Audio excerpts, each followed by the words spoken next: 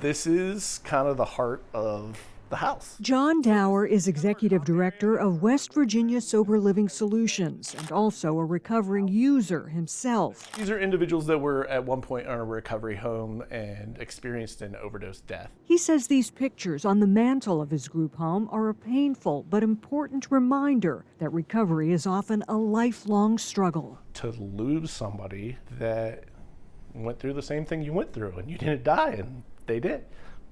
Wow. It's hard. And here in the Mountain State, it's been harder than anywhere else in the nation. West Virginia is a small state, but it's felt the biggest impact from the opioid epidemic. It has the highest overdose rate in the country, 3 times the national average. Every day we're losing people in this state. We can't keep doing what we're doing, right? Jonathan Board is the new executive director of the West Virginia First Foundation, a private nonprofit created by the state to distribute the bulk of its settlement money to fight the opioid epidemic.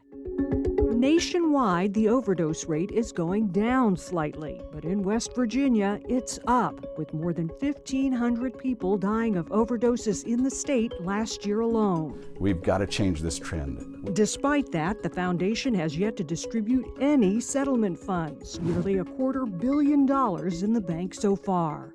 Given the gravity of the crisis here in West Virginia, should the board have moved faster? Should the state have moved faster to get this money into the community? I think everyone wants to move faster. We're trying to balance speed with success. West Virginia is not alone in having a slow rollout of funds.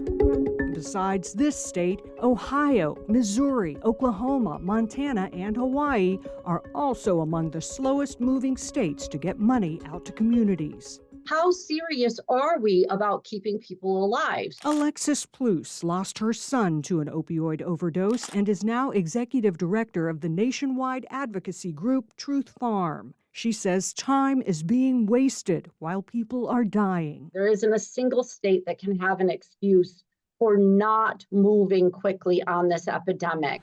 We want to make sure we get money in the hands of doers today. Board says the state wanted this to be a community-driven process, so they held elections for board members, which took time. And then the previous director resigned. Now, 3 months on the job, he says he's stepping up the pace to get dollars out the door. Is the process set yet? Are you still working on it? So we're still working on process. We want to make sure that we do that in a very judicious way, and there's that fine balance.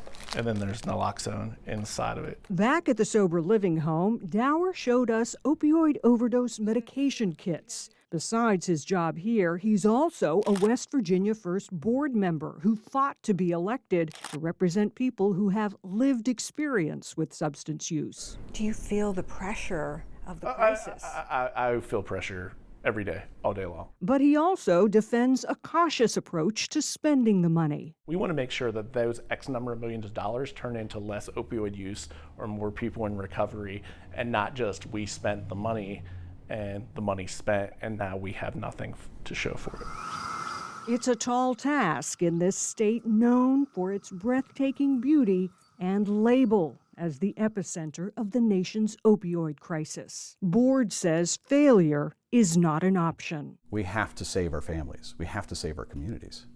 Shortly after our interview, West Virginia First approved an expedited one-time grant process to get money out quicker.